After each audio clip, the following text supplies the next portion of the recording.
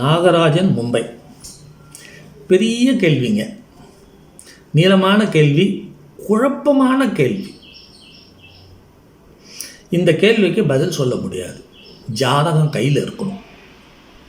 ஜாதகத்தை கையில் வச்சுக்கிட்டு தான் ஒவ்வொரு கேள்வி இதையும் தனித்தனியாக ஆய்வு பண்ணி ஆகும். கேள்வியை மட்டும் படிச்சிடுறேன், நீங்கள் தெரிஞ்சுக்கோங்க. உங்களுக்கே புரிஞ்சிடும் இது எவ்வளோ குழப்பமான கேள்வி, இதுக்கு பதில் சொல்கிறது எவ்வளோ கஷ்டங்கிறது உங்களுக்கு தெரிஞ்சுக்கலாம். இந்த பதிவை பார்த்துக்கிட்டு இருக்கிறவங்க எல்லாருமே தெரிஞ்சுக்கலாம்.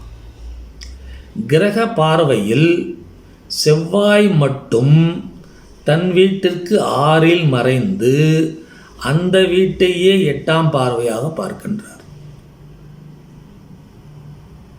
பாருங்க ஐயா, கிரக பார்வையில் செவ்வாய் மட்டும் தன் வீட்டிற்கு 6இல் மறைந்து, அப்போ என்ன அர்த்தம்? விருச்சிக லக்னம்னு வருது. விருச்சிக லக்னத்துக்கு 6இல் மறைந்து, எப்படியா மறைந்துன்னு 6ஆம் இடத்துல இருந்தாலே மறைஞ்சிருவாரா? அங்கே அவர் ஆட்சி இல்லையா? என்ன இது? மறைவு ஸ்தானத்தில் இருந்தாவே கெட்டு மறைஞ்சிட்டாரு. இதையே வந்து படிச்சுக்கிட்டே இருக்கிற, இப்படியே தானே பார்த்துக்கிட்டு இருக்கிறீங்க. எப்படி மறைய முடியும்? ஆட்சியில் இருக்கக்கூடிய கிரகங்கள் எப்படி மறைய முடியும்? நீச்சத்துலேயும் பகையிலையும், அதுலேயும் நீச்சத்தில் நீச்சம் பங்கம் ஆகிட்டேன்னா, நீச்சம் பங்க ராஜம் ஆகிவிட்டால் அது அடிபட்டு போயிடும். பகையில் இருக்காருன்னு வச்சுக்கோங்க, மறைஞ்சிட்டாருன்னு அர்த்தம், கட்டு மறைஞ்சிட்டார். ஆனால் இந்த இடத்துல அப்படி இல்லையே.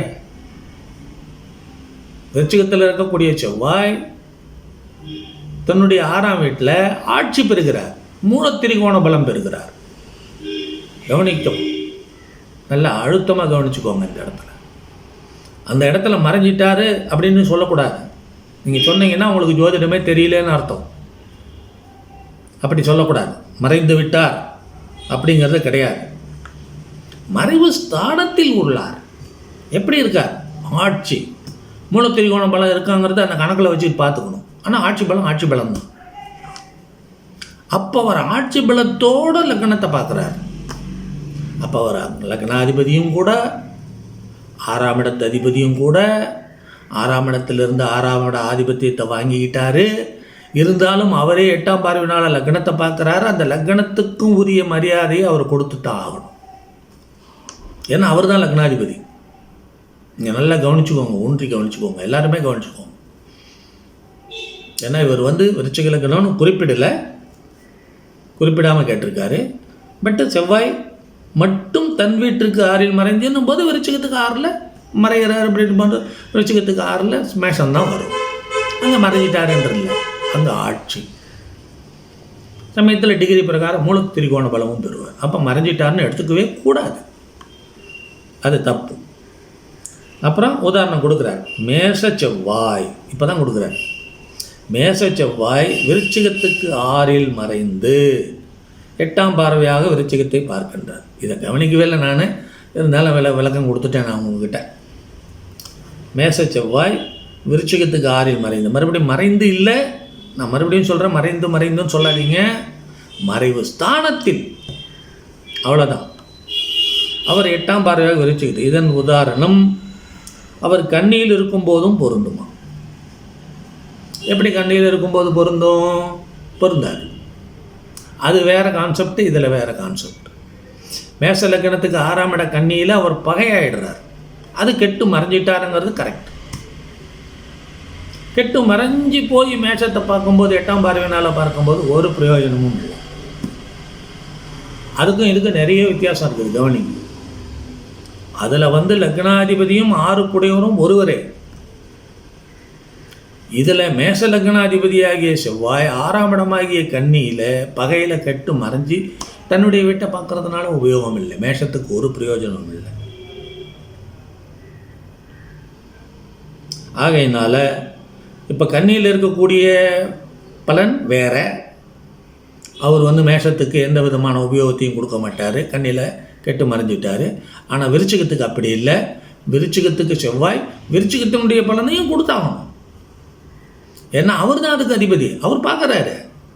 6ஆம் இடத்திலிருந்து ஆட்சி பெற்று பார்த்தாலும் 6ஆம் இட ஆதிபத்தியத்தையும் கொடுப்பாரு, அதே சமயத்தில் லக்னாதிபத்தியத்தையும் காப்பாற்றி கொடுத்துருவார்.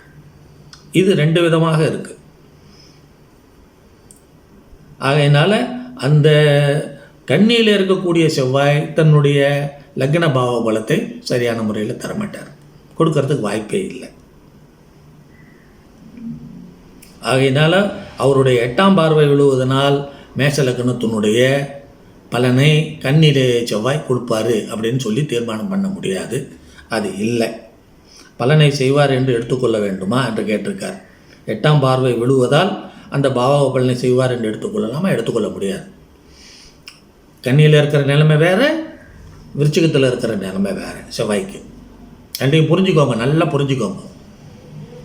அங்கே விருச்சிகத்துக்கு மேஷம் 6ஆம் இடத்தில் இருக்கக்கூடிய மேஷம் ஆட்சி பெற்ற செவ்வாய். இங்கே கன்னியில் இருக்கிற செவ்வாய் பகை செவ்வாய். மேஷத்துக்கு 6ஆம் இடம் கன்னியில் இருக்கக்கூடிய செவ்வாய் பகையாயை கெட்டு மறைஞ்சிட்டார். இப்போத்தான் கெட்டு மறைகிறார். அங்கே கெட்டு மறையலை, அங்கே ஆட்சியில் இருக்கார். வித்தியாசத்தை பார்த்துக்கோங்க. ரெண்டுக்கு இருக்கிற வித்தியாசத்தை நல்லா கவனிச்சுக்கோங்க. சூட்சும விதி இங்கே தான் வேலை செய்யும். அங்கே விருச்சிகத்துக்கு 6ஆம் இடத்துல செவ்வாய் மேஷத்தில் ஆட்சி பெறுகிறார். ஆட்சி பெற்று 8ஆம் பார்வையினால் விருச்சிகத்தை பார்க்குறார். அது சப்ஜெக்டே வேறு, இது சப்ஜெக்டே வேறு. பாருங்கள், அப்படியே குறைஞ்சிடும், சுதியே குறைஞ்சி போயிடும். ஏன்னா கன்னிக்கு அது அதாவது மேஷத்துக்கு 6ஆம் இட கன்னி செவ்வாய் பகை. அப்போ இவருடைய 8ஆம் பார்வை எப்படி பாவத்தை பிடிச்சி கொடுக்கும்? மேஷத்தினுடைய 1ஆம் பாவத்தை பிடிச்சி கொடுக்காது. ஆகையினால் அது சரி வராது. இப்படி பிரித்து ஒவ்வொன்றுக்கும் ஒவ்வொரு கிரகத்துக்கும் இப்படி பிரித்து பிரித்து பிரித்து பிரித்து பார்த்தீங்கன்னா உங்களுக்கு ஆட்டோமேட்டிக்காக வந்துடும் சாமி ஜோதிடம். எவ்வளோ நம்ம ஆய்வு பண்ணி பிரித்து பிரித்து பார்க்குறோமோ. இப்போ எவ்வளோ விவரம் கொடுத்துருக்கேன் பாருங்கள். மேச செவ்வாய்க்கும் கன்னி செவ்வாய்க்கும் எவ்வளோ வித்தியாசம் வருது. மேச செவ்வாய் விருச்சிகத்தை பார்க்குறதுக்கும் 8ஆம் பார்வையினால் விருச்சிகத்தை பார்க்குறதுக்கும், கன்னி செவ்வாய் 8ஆம் பார்வையினால் மேஷத்தை பார்க்குறதுக்கும் பெருமளவு வித்தியாசம். மலைக்கும் மடுவுக்கும் உள்ள வித்தியாசம். ஆகையினால் இது ரெண்டும் ஒரு இடத்துக்கு வராது, அது வேற. அதில் கன்னி செவ்வாய் தன்னுடைய 8ஆம் பார்வையினால் மேஷத்தை பார்த்து மேஷத்துக்கு ஒரு பிரயோஜனமும் இல்லை. ஆனால் விருச்சிகத்துக்கு 6ஆம் இடத்தில் இருக்கக்கூடிய மேஷ ஆட்சி செவ்வாய் விருச்சிகத்தை 8ஆம் பார்வையினால் பார்க்கறதுனால விருச்சிகம் பலம் பெறும். ஆகையினால் இதை இப்படி பிரித்து பிரித்து ஆய்வு பண்ணிங்கன்னா சரியாக வரும், தெரிஞ்சுக்கணும்.